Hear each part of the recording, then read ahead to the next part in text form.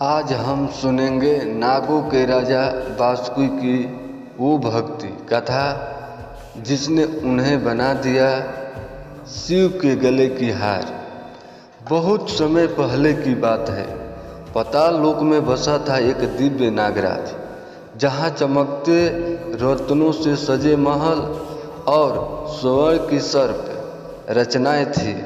वहीं बीचों बीच एक विशाल तेजस्वी नागराज बासुकी शांत चित्त से ध्यान में लीन था।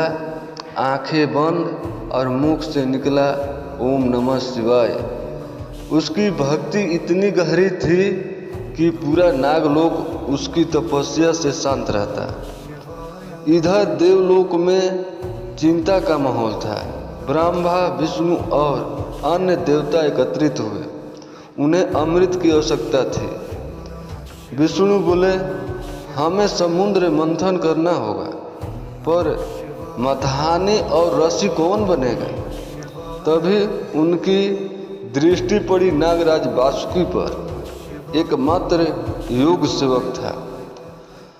बासुकी देवताओं की बात सुनते ही बासुकी तुरंत अब उनके सामने नतमस्तक हुआ। उन्होंने कहा, हे प्रभु, मेरी देह ही आपकी सेवा के लिए है।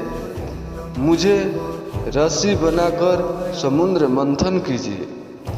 देवताओं आश्चर्यचकित रह गए कि इतना विनम्र, इतना भक्तिमय। उन्होंने कृतज्ञता से उसे स्वीकार किया। अब आया वह पल जब बासुकी को मंथन की रस्सी बनाया गया। पर्वत मदार मथानी बना। देव और दैत्य दोनों उससे खींचने लगे। बासुकी पीड़ा में था। उसकी देह से भाप निकल रही थी, लेकिन चेहरे पर था वही शांत भाव। यह सेवा मेरे शिव के लिए है। बासुकी को पीड़ा देखकर भगवान शिव स्वयं प्रकट हुए। गहरे नीले प्रकाश में वे समुद्र के ऊपर उतरे और कर कमलों से बासुकी को आशीर्वाद दिया। तुम सच्चा भक्त है बासुकी, मैं तुमसे प्रसन्न हूँ। बासुकी की आंखों में भावुक आंसू आ गए। आज तप सफल हो गया और तब से बासुकी शिव के गले में हार बनकर विराजमान हो गया। कैलाश पर्वत पर ध्यान मग्न शिव के गले में वह शांत लेकिन गौरव से लहराता है, जैसे कह रहा हो, भक्ति की प्रकाष्ठा यही है, संपूर्ण समर्पण। नंदी वहीं पास में बैठा है। हिमालय की शांति से सब गूंजता है, ओम नमः शिवाय।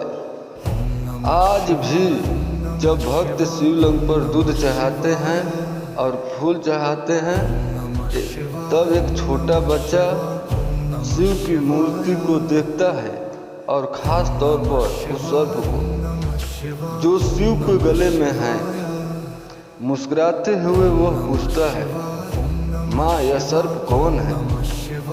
माँ मुस्कुराते हुए जवाब देती है कि ये बासुकी है बेटा, शिव का सबसे प्रिय भक्त। आकाश में बासुकी की मुस्कुराती छवि और धीरे धीरे शिव के ध्यान मग्न रूप में समा जाती है और एक संदेश चमकता है।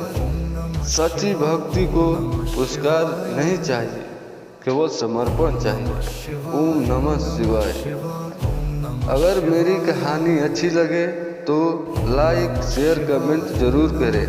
धन्यवाद।